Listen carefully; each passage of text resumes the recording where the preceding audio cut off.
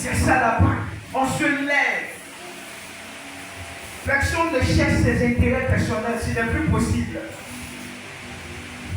Mais dès qu'on met à part, nous cherchons tous l'intérêt de Jésus. Que Dieu soit vu, que Dieu soit prêché et non nous.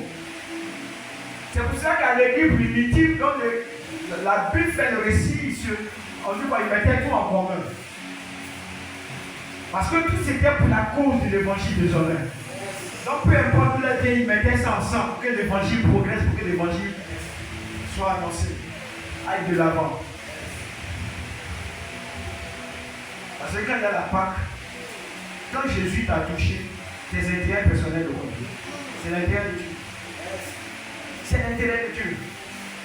Le monde pour toi n'a plus de valeur si ce n'est la valeur que Dieu veut pour toi. Sois un homme de foi, un homme d'impact, une femme d'impact, qui ne vit que pour son Seigneur, pour Jésus-Christ de Nazareth. Il te dit de faire quelque chose, tu es prêt à accomplir cela. Pourquoi? Parce que tu ne comptes pas sur tes propres et ta capacité, mais tu sais que ce Dieu-là te donnait la force et le courage de le faire. Pourvu seulement que tu acceptes, c'est fini. Même s'il dit de prier toute la nuit, Jésus priait toute la nuit, mes amis. Luc 6, verset 12, et toute la nuit il prie. La nuit, c'est là où on dort et on se repose. Ça, c'est ce que le physique nous dit. Mais laissez-moi vous dire, pour le spirituel, c'est le contraire. Oui, pour le spirituel, qu'il fasse nuit, qu'il ne fasse pas nuit. Que ton corps soit fatigué, que ton corps ne soit pas fatigué. Le langage spirituel est dit, le langage spirituel est que Dieu est là pour te donner la force tant que tu te regardes devant lui, au point de prier toute une nuit.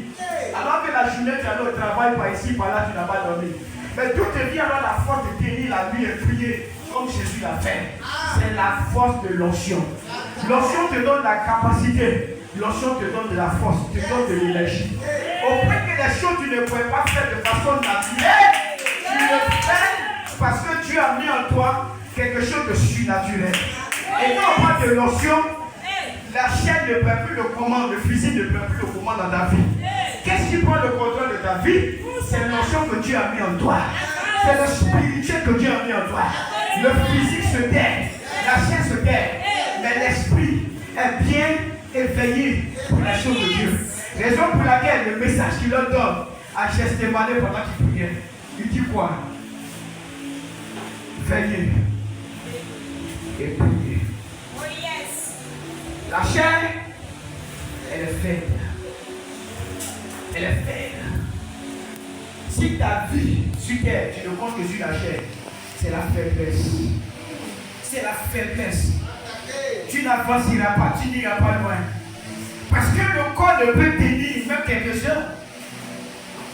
Mais quand tu comptes sur l'esprit et l'onction de Dieu, pour réveiller ton esprit, pour réveiller l'esprit que Dieu a mis en toi,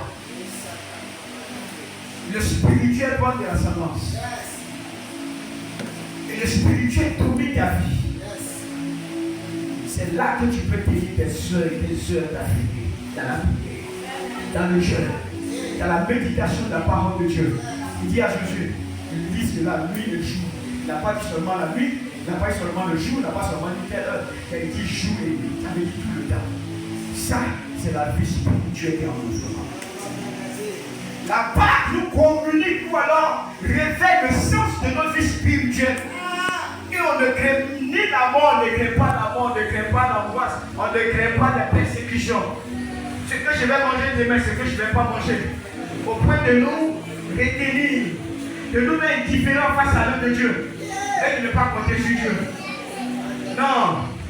La Pâque a pour vocation de nous entraîner sur la plateforme spirituelle que Dieu a créée pour nous depuis belle nuit. Alléluia. Vous savez, quand nous lisons la Bible, à partir de Genèse, et on nous dit, le 6e jour, Dieu a créé l'homme. Vous êtes d'accord avec moi? Dieu a créé l'homme. Le ceci quelque chose.